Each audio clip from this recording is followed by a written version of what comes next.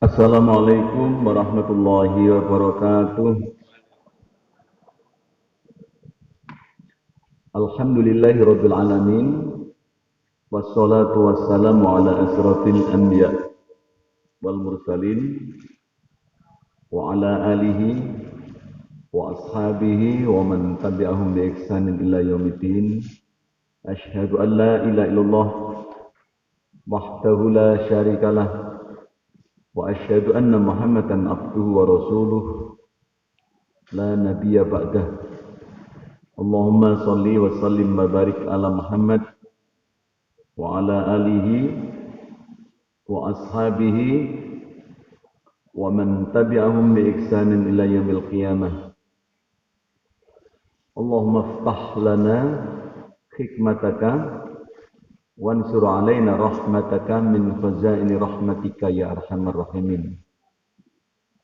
Rabbi shrah li sadri wa yassir li amri wahlul 'uqdatam min lisani yafqahu qawli. Allahumma inni a'udzubika minal hammi wal hazan wa a'udzubika minal ajzi wal kasal wa a'udzubika minal jubni wal bukhl wa a'udzubika min ghalabati daini wa qahri rijal. Allahumma inni as'aluka tsabata fil amri wal azimata ala rusti wa as'aluka syukra nikmatik wa as'aluka husna ibadatik wa as'aluka qalban saliman wa as'aluka lisanan sadiqan wa as'aluka min khairi ma ta'lam wa na'udzubika min syarri ma ta'lam innaka antal alamul ghuyub. Rabbi zidni ilma wa wasi'li fi rizqi wa barik li fi ma razaqtani waj'alni mahbuban fi qulubi ibadika wa azizan fi uyunihim waj'alni wajihan fid dunya wal akhirah wa minal muqarrabin ya katsiran nawali ya hasanal fi'ali ya qa'iman bila zawalin ya mubti'an bila mithalin walakal hamdu walakal mintu walakal syarafu ala kulli halin. Marilah kita memperbanyak syukur kehadirat Allah Subhanahu wa taala dengan memperbanyak ucapan alhamdulillahirabbil alamin. Menurut pendapat Imam Ahmad, seandainya di dunia ini tidak ada kalimat thayyibah yang lain, hanya dengan mengucapkan kalimat alhamdulillahirabbil alamin telah cukup untuk memuji dan mengagungkan kebesaran Allah Subhanahu wa taala. Oleh karena itu, mari kita perbanyak mengucapkan kalimat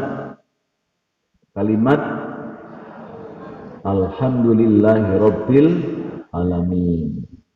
Kita hari ini masih diberi kesehatan, alhamdulillahirabbil alamin.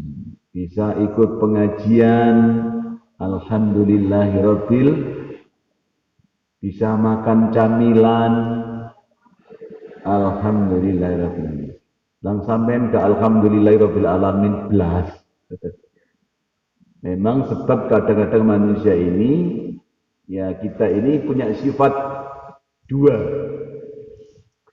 Apa sifat manusia dua ini? Yaitu kita ini sering melakukan, ya manusia itu kan sifatnya apa? Al-insanu mahallul khata' wan nisyan. Manusia itu tempatnya salah dan tempatnya lupa. Oleh karena itu Allah memerintahkan kepada kita watawasau bil haqq watawasau bis sabr. Cuma manusia ini kadang-kadang seringkali kalau diingatkan tidak malah terima kasih, malah ngamuk. Gini apa mboten? Itu misalnya kita sedang marah, Marah itu boleh apa tidak? Boleh apa tidak? Coba waktu sampean marah terus dielingno. Loh ya toh?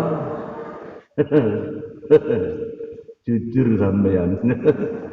Itu sifat manusia. Padahal Allah memerintahkan saling mengingat, tapi seringkali manusia kalau diingatkan tidak mau. Oleh karena itu, pengajian ini adalah dalam rangka untuk watawa saubil haq, watawa saubis sober, supaya kita saling mengingatkan tentang kebenaran dan kesabaran. Itu artinya kalau kita sudah ikut pengajian, maka dalam diri kita harus punya sifat dua tadi itu. Selalu berorientasi kepada kebenaran, dan yang kedua berorientasi pada kesabaran. Jadi kalau sudah ikut pengajian itu dua itu harus ada dalam diri kita. Dadi wong sing apik, dadi wong sing sabar. Kita sudah, maaf ya, kita sudah termasuk orang yang baik dan sabar. Loh, kok gak ada sih jawab? Gak usah malu-malu. Oleh karena itu kalau belum, mari kita perbaiki bersama-sama. Bapak dan Ibu sekalian, sholawat dan salam marilah kita sampaikan pada junjungan kita Nabi besar Muhammad sallallahu alaihi wasallam. Allahumma sholli alaihi.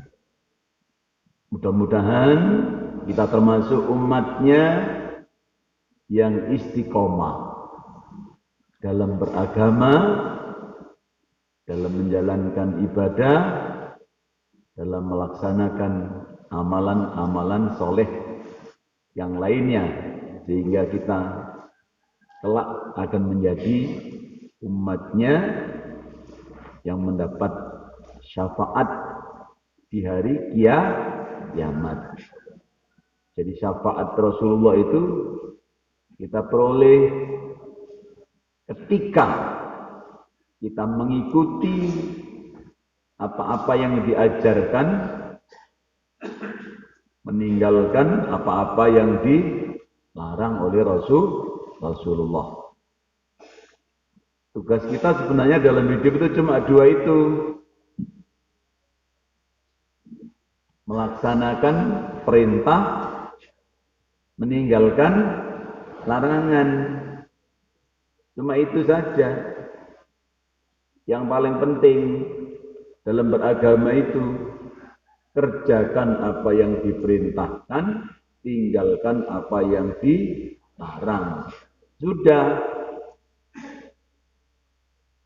Mencuri, berjudi, berzina, dilarang apa mboten?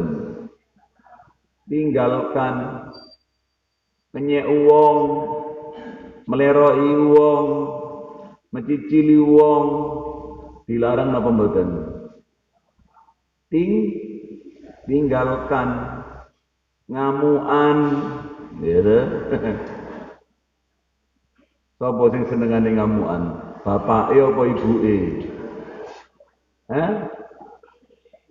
Loh, lek bapake ngomong ibuke, lek ibuke ngomong bapake, padahal padha ngamuani. Bapak dan Ibu sekalian, pagi hari ini saya akan menjelaskan ada 5 cara meningkatkan kualitas iman kita.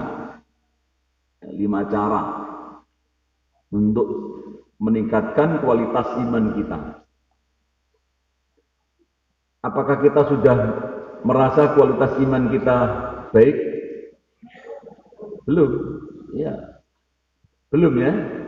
Rasulullah SAW bersabda, al-imanu yazidu wa yanqus. Iman itu bisa naik, bisa turun. Nah, apa cirinya kalau iman kita ini sedang naik, dan apa cirinya kalau iman kita ini sedang turun?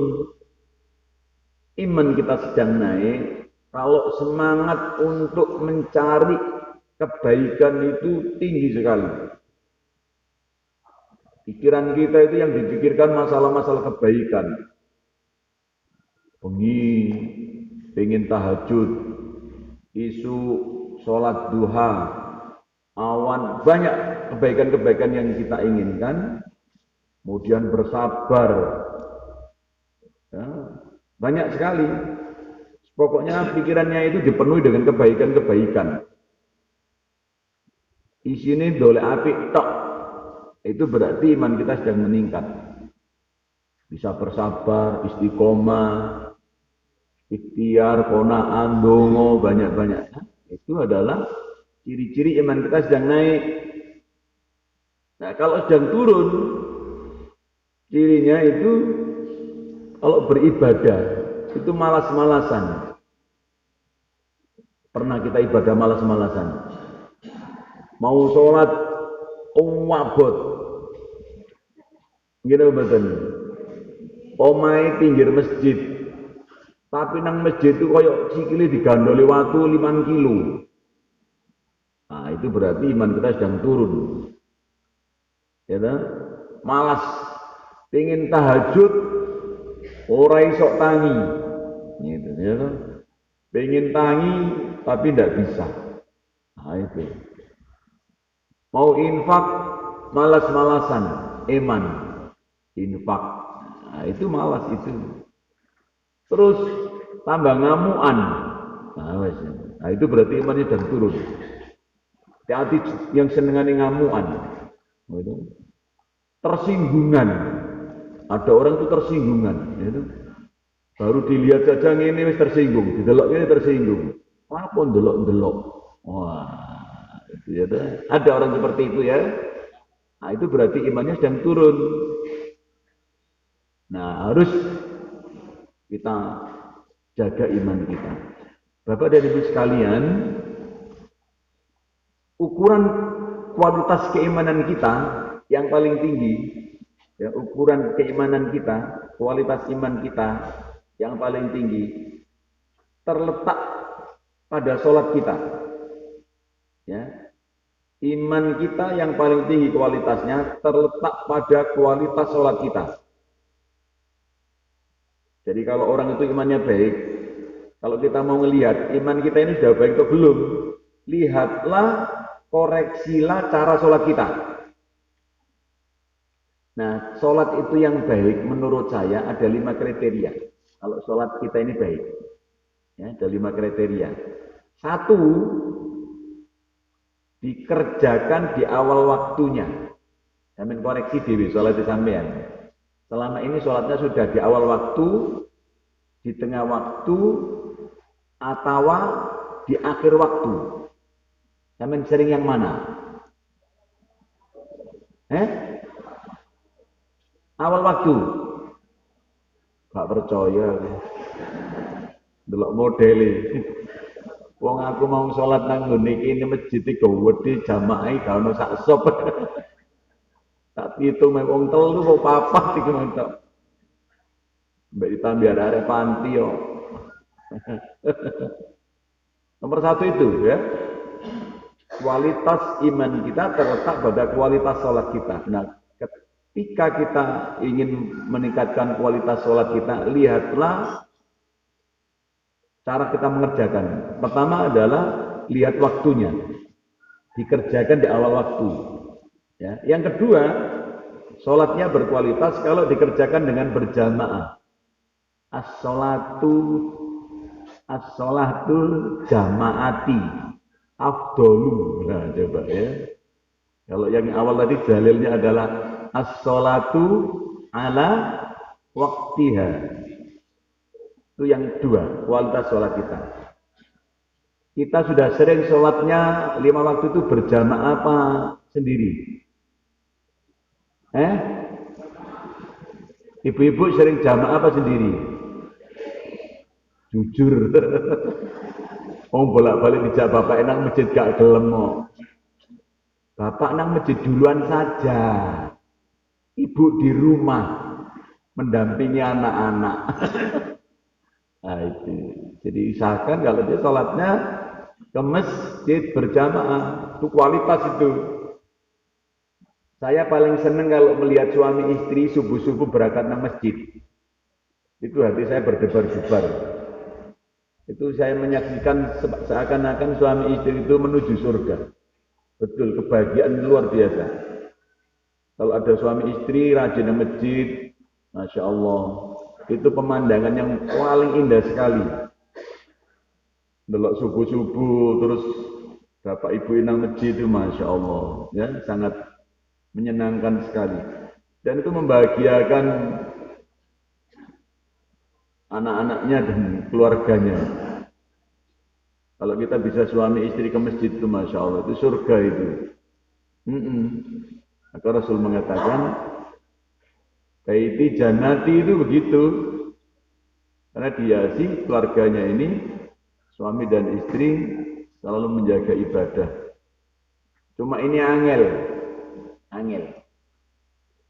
Ada yang kadang suaminya rajin masjid, ibuke gak gelem. Ada yang sebaliknya ibuke rajin masjid, bapake gak gelem. Sing paling apes, dua-duanya gak rajin ke masjid. Nah itu, ya. Yang ketiga adalah kualitas sholat kita diukur, dilihat dari setelah sholat kita membaca atau berzikir, ya berzikir pada Allah, zikrullah. Karena intinya sholat itu adalah untuk berzikir kepada Allah. Berhenti sejenak, sesaat berzikir, dan berzikir sudah ada tata caranya. Kalau Bapak Ibu ingin melihat nanti di putusan majelis tarjih sudah ada gitu, apa-apa yang dibaca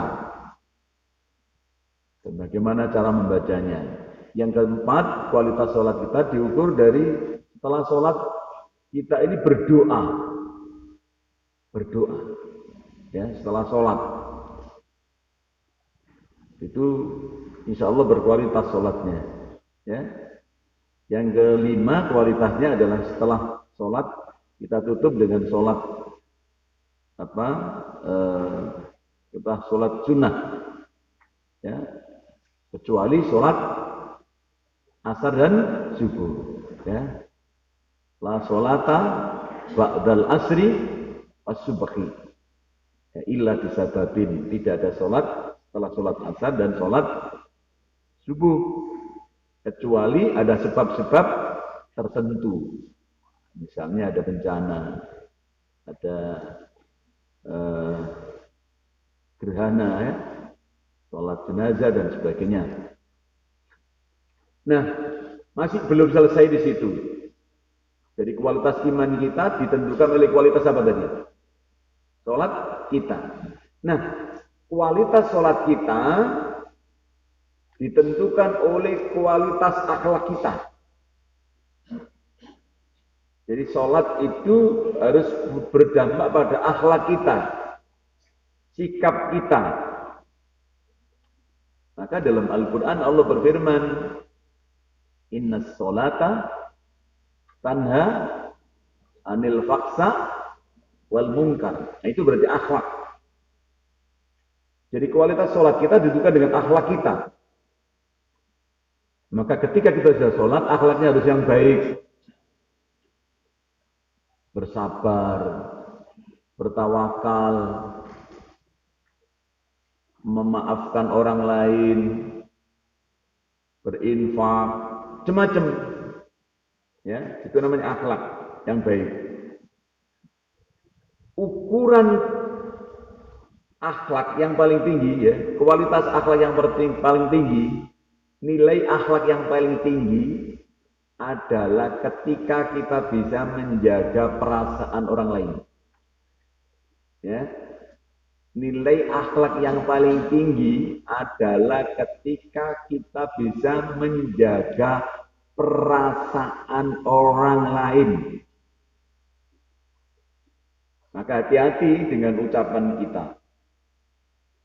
Hati-hati dengan sikap kita, jangan sampai ucapan kita, sikap kita ini sering menyakiti perasaan orang lain. Nah, harus hati-hati kalau berbicara dengan orang. Pak, bagaimana supaya tidak menyinggung perasaan orang lain? Ya ilmu nih wong Jawa. Kita harus bisa mengukur perasaan kita sendiri. Ketika kita diperlakukan yang tidak baik, pasti kita tersinggung. Maka jangan melakukan hal seperti itu kepada orang lain. Mencepi wong itu boleh apa tidak? Bahkan kadang-kadang ada orang tuh kadang-kadang senangannya mencep, gitu ya. Nah itu kan begitu. Ada yang kadang-kadang cuma kata-katanya itu nggak banyak, mek ngene tok. Halah, coba. Sing rodok dawa ngene biasanya. Preketek gitu. Ada senengane ngenyek uang. Tidak boleh. Karena meremehkan orang lain itu adalah kategori kibir. Termasuk perbuatan sombong. Sebagaimana Rasulullah SAW melarang kita sombong. La yadkhulul jannata man kana fi qalbihi mithqala dzarratin min kibriyain. Tidak bisa masuk surga seseorang yang ada dalam hatinya perasaan sombong walaupun kecil sekali. Tidak boleh ya. Nah itu. Jadi itu kualitas apa tadi? Iman kita ditentukan kualitas sholat kita. Kualitas sholat kita ditentukan oleh kualitas akhlak kita. Dan nilai akhlak kita yang paling tinggi ketika kita bisa menjaga perasaan orang lain. Pertanyaannya, mengapa kita harus menjaga akhlak kita?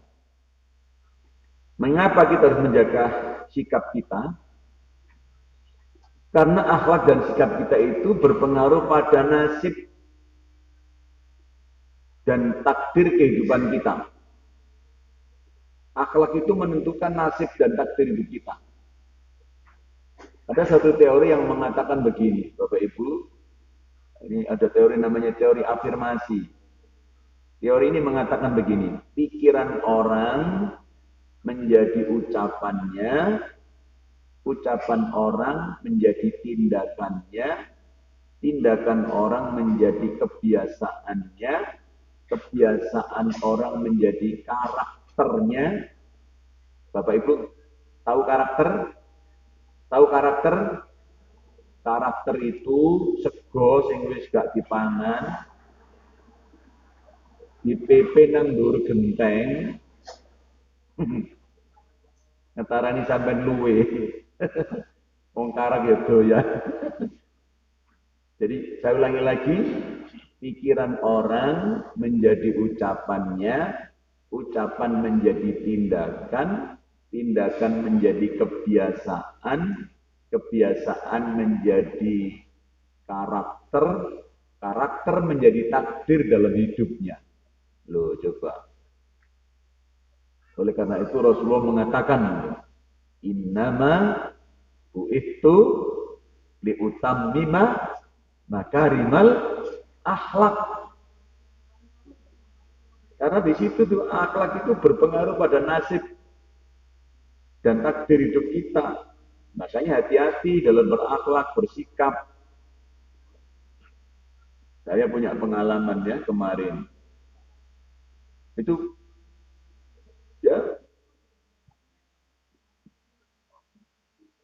ya kita berbaik-baik pada orang lain. Saya ini dengan orang itu kan menganggap semua orang itu seperti saudara. Walaupun baru kenal sekali itu seperti saudara. Betul, saya itu bermanfaat sekali. Walaupun orang ini nakal apa dengan kita sudah yang berbaik-baik aja lah. Pasti ada balasannya kok.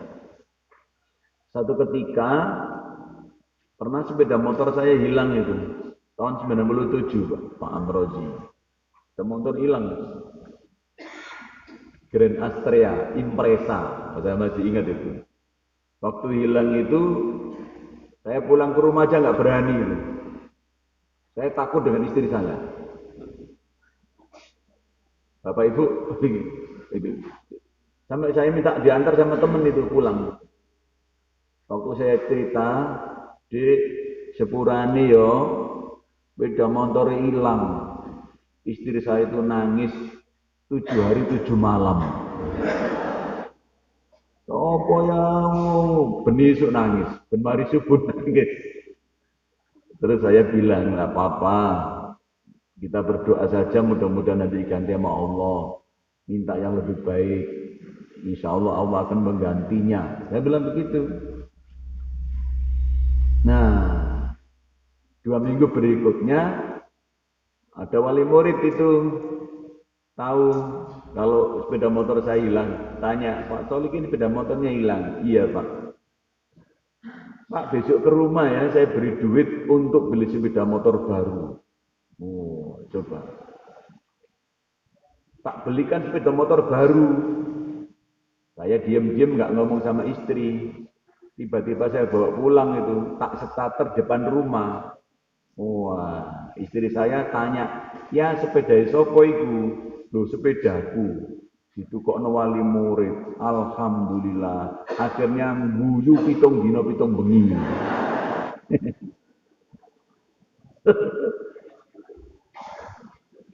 Ternyata pengapesan wong wedok gampang. Itu kalau kita berbaik-baik dengan orang itu balasannya terus ada saja. Tidak berhenti dari situ, Bapak Ibu. Ini saya tidak ngarang, betul-betul kejadian. 2 minggu berikutnya, waktu itu poso-poso, ada polisi itu ke sekolahan mencari saya. Ketemu dengan saya sendiri. Polisi ini cerita, Bapak kehilangan sepeda motor. Iya, Pak tolong dilihat. Ditemukan sepeda motor dengan ciri-ciri demikian di Polsek Tandes. Oh, saya parani ke sana itu, Pak. Betul, sepeda motor saya. Ambek polisi ini dikon nggawa muli. Tak bawa pulang ke rumah. Bojoku kaget maneh. Sepeda motor sapa ya? Kila kaya sing dhisik ya. Iya, sepeda motor ketemu. Alhamdulillah. Guyu maneh pitung dina pitung bengi. Coba. Itu loh. Kalau kita berbaik-baik dengan orang itu begitu. Tidak hanya berhenti di situ. Kalau kita berbaik-baik dengan orang. Waktu sepeda motor sudah punya, rumah nggak punya. Saya ndonga ya Allah, moga-moga dikei omah gitu. Loh, betul, ada wali murid lagi ke sekolah itu.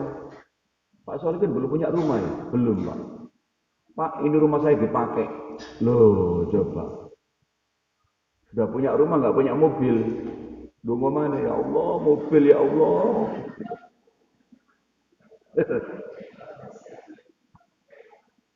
Ada wali murid datang, kasih mobil ya. Kalau tak ceritakan di sini sampai pasti tahu orangnya yang ngasih mobil saya itu. Tapi nggak tak ceritakan di sini supaya nanti sampai tidak ikut minta kepada orangnya. Kasih mobil itu. Sama wali murid, ini Pak mobil saya dipakai. Coba. Waktu nggak punya istri, ada wali murid bawa istri. Jadi ya, itu ya. Jadi akhlak itu berpengaruh pada apa? Nasib, takdir hidup kita. Makanya akhlak ini penting. Menjaga akhlak tadi itu, ya, ini penting. Nah, Bapak Ibu, apa saja 5 cara meningkatkan kualitas iman kita? Yang pertama adalah menjauhi lingkungan yang buruk, nomor 1. Ya. Jauhkanlah diri kita pada lingkungan-lingkungan yang buruk. Hati-hati. Nah, Bapak dan Ibu sekalian, perilaku orang itu dipengaruhi oleh 3 lingkungan.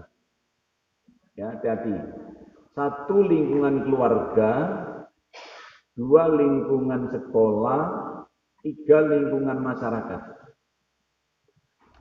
Lingkungan keluarga itu menyumbang perilaku manusia 60%. Perilaku manusia itu didapatkan dari lingkungan keluarga, 60%. Terutama adalah dari ibu. Ingat ya, terutama dari ibu.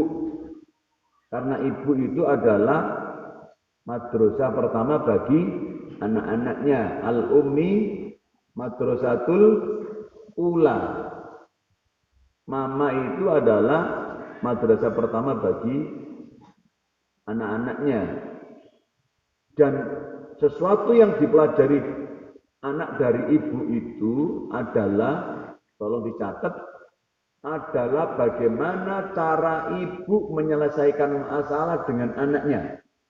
Ingat, cara yang paling diingat-ingat oleh anak dan paling dicontoh oleh anak itulah bagaimana cara ibu menyelesaikan masalah dengan anaknya. Hati-hati. Menyumbang berapa persen tadi? Lingkungan keluarga. 60% perilaku manusia itu dapat dari keluarga. Dan yang paling dominan adalah perilaku siapa tadi? Ibu. Maka sebenarnya yang benar, bapak-bapak itu kalau nyari ibu yang pinter, bukan nyari ibu yang cantik. Gitu. Carilah ibu yang pinter, yang solihah. Gitu loh. Fas-solihatu qanitatu hafidhatu lil ghaibi bima hafidhallah. Wanita yang solihah mestinya. Apa cirinya wanita yang baik itu adalah wanita yang taat kepada suaminya. Kayak gitu, taat pada suami. Kayak gitu, qanit, taat. In amaroha atau atu. Kalau diperintah oleh suaminya itu taat. Sekarang saya mau tanya, ibu-ibu atau bapak-bapak di rumah, ibu-ibu sering merintah bapak atau bapak-bapak sering diperintah ibu? Saya ulangi lagi. Di rumah itu yang sering ibu-ibu memerintah bapak atau bapak-bapak diperintah ibu? Ya pilihannya soal cuma satu itu. Yang sering diperintah siapa? Bapak apa ibu? Kawani jawab sampai nono bujung nang buri. Jadi kalau bisa dibalik, ibu-ibu harus taat pada suaminya.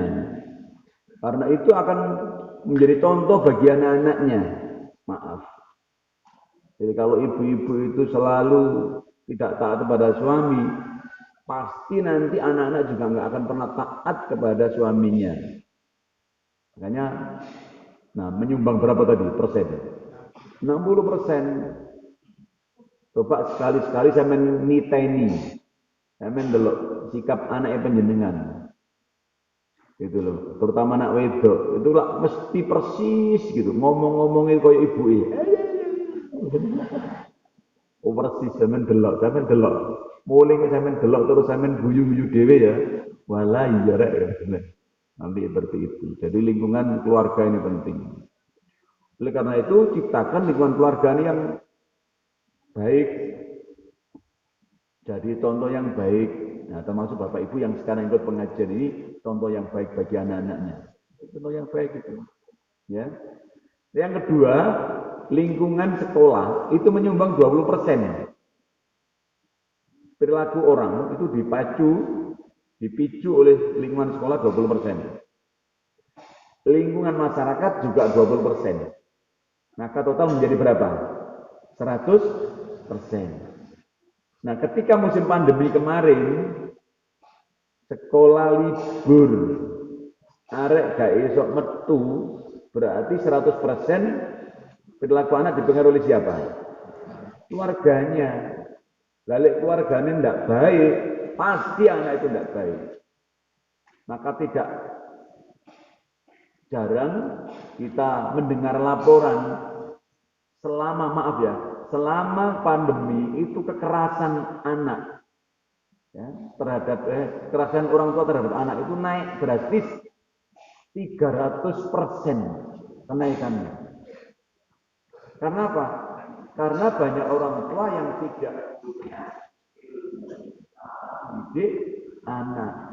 Isine mek nggur ngamuk toh. Sampai sekolah itu bingung, bolak-balik ditelepon mbek wali murid. Pak Solikin mbok nang sekolah dilebokno po Pak Solikin. Napa Bu? Aku pegel Pak Solikin, gegeran ambek bapake, gegeran ambek anake. Oh coba. Karena ibunya kenceng. Dalam mendidik anak itu kan ibu itu kan kenceng. Bapaknya gak tego. Nah, coba. Akhirnya ganti mungsu. Coba.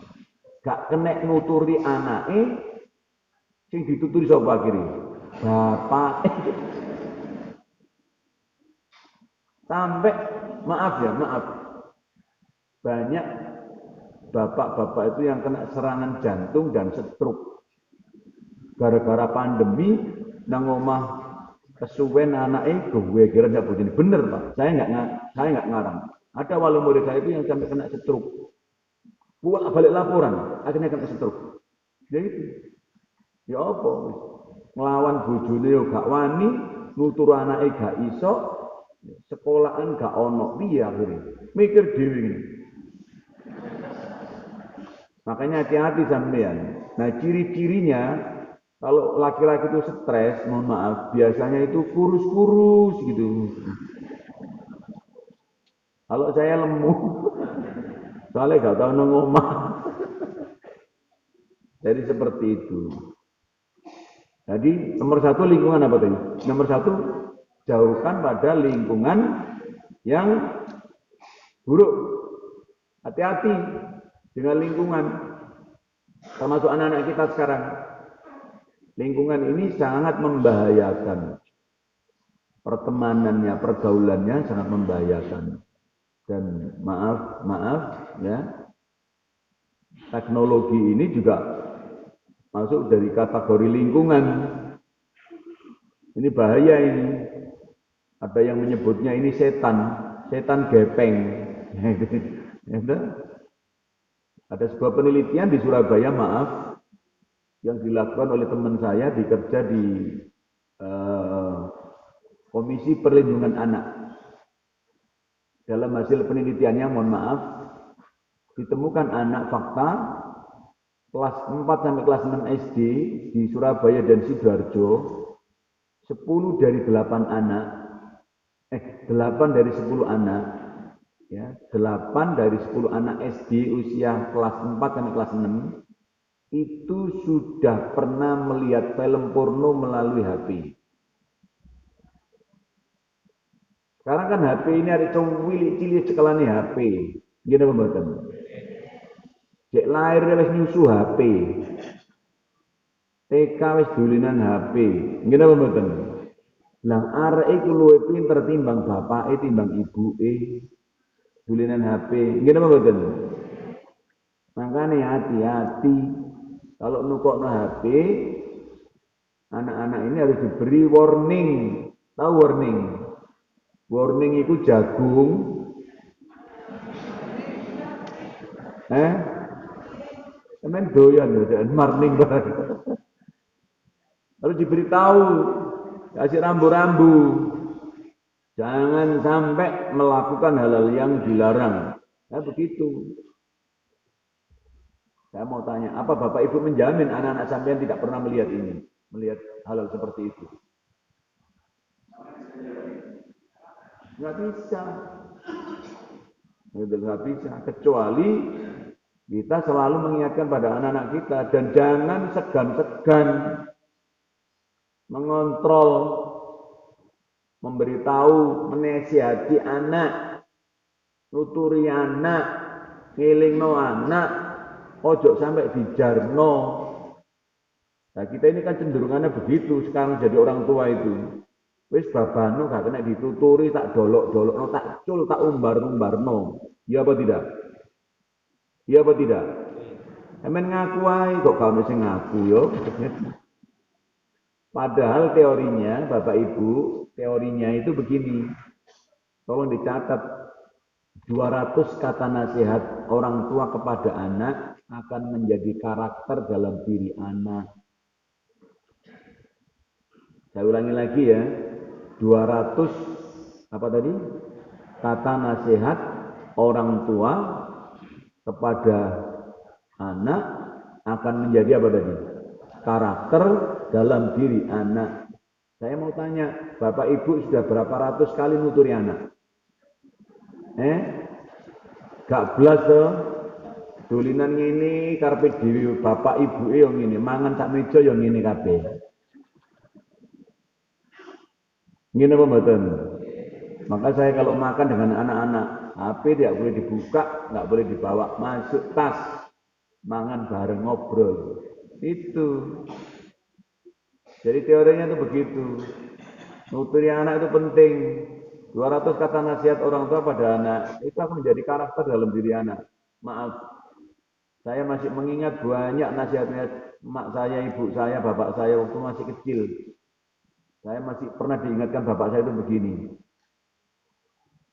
Dilokno wong kok ojo ngamuk. Nah gitu. Dilokno iku dadi apa jeneng jamu. Begitu. Ojo ngamukan. Begitu. Enggak boleh ngamukan loh coba. Itu saya ingat itu. Oh dadi wong sing iso ngalah. Ngalah itu gak kalah. Iya tuh. Pernah dengar kata-kata itu? Itu orang tua dulu nasihatnya begitu. Mangan ojo kelutikan. Oh, coba kan begitu. Sampai makan aja dulu dia diberitahu sama bapak saya. Makan itu tidak boleh begini cara bapak saya. Cara makannya diatur dulu itu. Makan itu piring ini itu tidak boleh. Yang benar begini. Ya gitu. Makan kerupuk juga begitu, jangan begini. Bapak saya itu ngomong, tidak sopan. Begini, tapi langsung dicopot juga nggak boleh, nggak bener. Itu nggak sopan. Yang bener itu apa? Dicuil, dipangan ini. Nah saya ini gak ya, tangan ini dikerus ini kabeh. Gini betul. Tak delok ya bapake sing akeh ngono kae. Ibu. Jadi anak-anak kita ini banyak yang nggak dapat nasihat seperti itu. Saya dulu pernah dituturi bapak begini, ojo ribut dandani awakmu karo klambi. Dandanono akhlakmu itu luwih penting, begitu. Coba bolak-balik tuku klambi ae. Akhlake sing penting dijogo. Nah coba. Orang sekarang kan ndak ribut kelambine lali akhlake. Ngene apa mboten? Kelambine api-api, brukut-brukut, maaf, kadang-kadang akhlaknya tidak mencerminkan pakaiannya. Padahal akhlak itu sesuatu yang sangat penting. Kok jam itu? Ini baru dapat 1 loh. Tadi saya nyampe berapa tadi? 5 ya. Terus ya apa ini? Terus napa mboten? Sing bener kan menurut banyak sampean. Enggak apa-apa ta. Kita sedikit lagi ya. Wis kadung nyiapno materi mosok gak dikene. Yes, imbu titik. Yang kedua, untuk meningkatkan kualitas iman kita, yang kedua adalah tidak terlena dengan kehidupan dunia. Hati-hati. Tidak terlena dengan kehidupan dunia. Dunia itu sangat menyilaukan. Dunia itu sangat melelahkan, melupakan. Permainan dunia itu begitu. Apa salah satu permainan dunia yang sangat melelahkan? Adalah ketika kita menghadapi masalah. Coba, hati-hati. Masalah itu tidak pernah selesai. Masalah rumah tangga, masalah anak, masalah ekonomi, pernah selesai? Nggak pernah. Namanya nyambut gawe 29 jam. Itu tidak akan pernah selesai menyelesaikan masalah pekerjaan. Oleh karena itu kita harus bisa memanage waktu yang sebaik-baiknya. Mana waktu yang untuk ibadah, mana waktu untuk infak, mana untuk istirahat, mana untuk bekerja, harus punya. Caranya apa? Supaya kita waktunya terjaga dengan baik tadi, ya, supaya kita bisa menjauhkan menjaga dari kehidupan dunia itu. Jagalah cara kita sholat. Insya Allah nanti waktu kita semuanya akan diatur oleh Allah. Jadi dunia itu menyilaukan. Apalagi misalnya masalah mangan tok itu loh. Itu jadi masalah juga ya men. Masalah pakaian, masalah pekerjaan, masya Allah. Dan kita sering terjebak dalam menghadapi masalah-masalah ini. Ya, oleh karena itu hati-hati dengan kehidupan dunia, harus seimbang. Wabtaghi fima ataqallaha darul akhirata wala tansa nasibaka minat dunia. Harus imbang dunia dan akhirat. Ya, jangan sampai hidup kita ini lebih banyak kegiatan-kegiatan keduniaannya dibandingkan dengan kegiatan-kegiatan apa? Akhiratnya. Saya mau tanya, Bapak Ibu banyak menghabiskan waktu untuk ibadah atau untuk dunia? Nah, oleh karena itu harus dirubah. Bagaimana caranya menseimbangkan tadi, diseimbangkan? Apa nggak boleh ngurusi dunia? Boleh. Tapi harus yang diutamakan adalah masalah-masalah ibadah. Lek wis ngerti waktu sholat, lek ngerti waktu zakat, ngerti waktu poso. Jangan dicampur aduk. Harus punya memanage waktu. Bila perlu ditulis, hari ini saya berbuat kebaikan apa, begitu.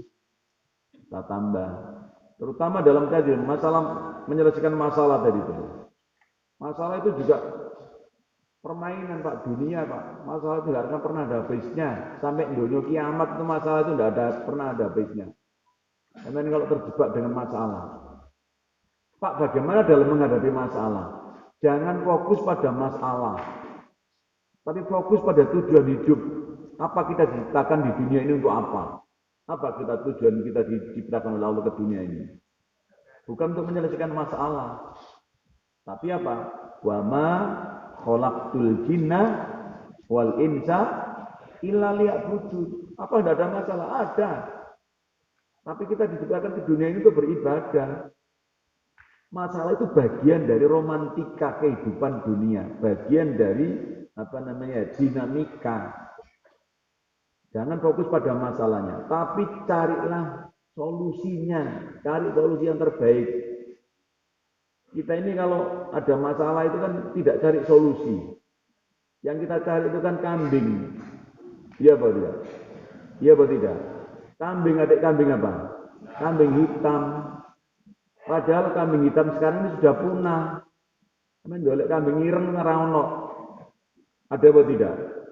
Kita kan sering kali begitu. Kalau ada masalah yang kita cari itu apa? Kambing hitam, bukan solusi. Gimana betul? Seperti itu. Cari solusi. Nah, ada satu kata-kata bijak yang sangat bagus. Tolong dicatat. Besok ujian keluar. Jadi begini. Orang yang sukses adalah orang yang selalu berpikir tentang cara. Sedangkan orang yang gagal adalah orang yang selalu menyalahkan orang lain. Rawahu sholikin. Itu. Orang yang sukses adalah orang yang selalu berpikir tentang cara.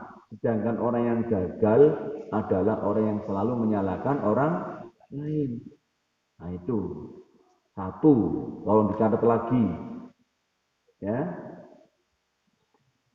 Tidak ada masalah yang bisa diselesaikan dengan kekerasan. Ingat, ya, tolong dicatat. Menyelesaikan masalah dengan kekerasan, hasilnya adalah kekerasan. Ayo coba. Menyelesaikan masalah dengan kekerasan, hasilnya adalah kekerasan. Sedangkan kalau kita, waktunya habis ya?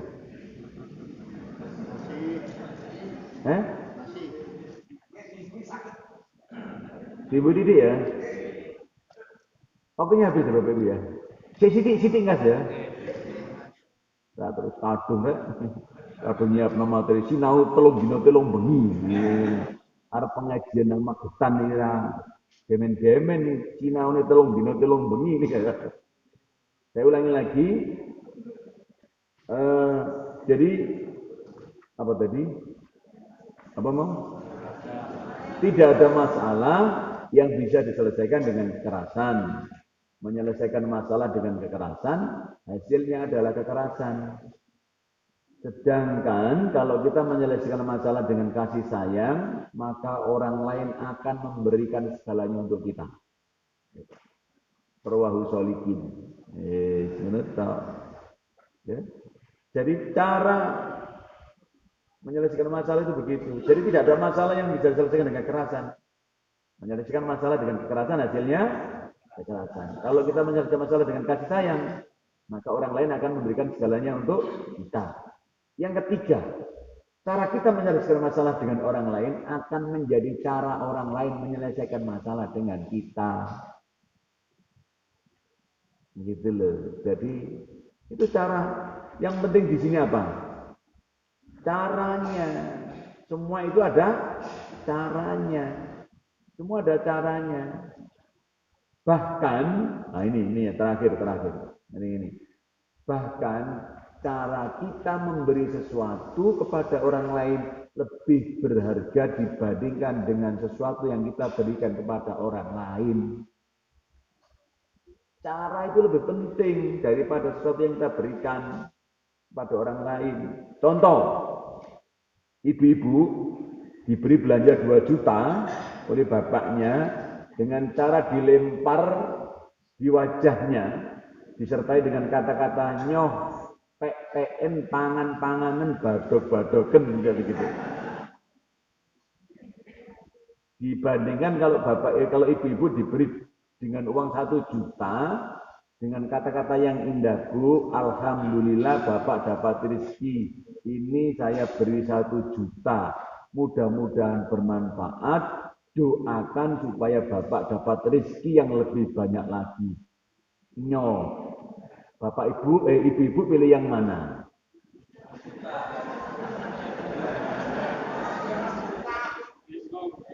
Sudah saya tebak.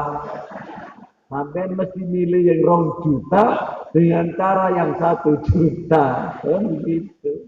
Aku harus ngerti kok karakter ibu-ibu. Lah ngono kae ya banyak tunggal itu seperti sampean ini termasuk di Surabaya juga begitu. Nah, seperti itu ya. Yang ketiga, ini tidak saya uraikan tapi saya bacakan saja cara untuk meningkatkan kualitas iman kita. Yang ketiga adalah mengikuti majelis ilmu. Nah, seperti sekarang ini. Mengapa majelis ilmu? Ya ilmu ini kan penting, gitu loh. Karena akan mendapatkan cara tadi itu. Kita akan mendapatkan ya, tadi itu loh. Untuk watawasabil hak tadi itu loh. Nuturi bareng-bareng, ya, nuturi siji-siji. Itu gampang nuturi bareng-bareng. Contohnya tadi itu loh, sampai ngamuk-ngamuk terus dilekno. Kan ngelekno itu oleh pahala ya enggak? Diperintahkan dalam agama. Ibu-ibu mau ngamuk-ngamuk, terus bapak yang ngomong, Bu sabar. Ibu-ibu seneng apa enggak kira-kira? Tambah mangkel, sabar. Ampean iso tak sabar menghadapi koyo ngene iki. Rasane ku lara Pak, sakit hatinya itu di sini. Pasti begitu. Tapi lek ngene kan gak enak. Ilmu itu majelis ilmu itu penting. Nah, gitu. Dan memang bahwa di majelis ilmu itu kalau kita seperti ini Rasul mengatakan hadza min raudhatil jannah. Jadi raudhatil jannah itu Bapak Ibu itu bukan tempat ya di antara mimbar dan Imam Rasulullah. Karena dulu di antara mimbar dan Imam Rasulullah itu kan namanya dulu kan masjidnya kecil itu. Nah, di situ ada majelis ilmu. Di situ ada namanya lagi mengkaji Al-Qur'an dan sampai sekarang kalau Bapak Ibu ke Masjid Nabawi, itu kan 2 kelompok itu masih ada.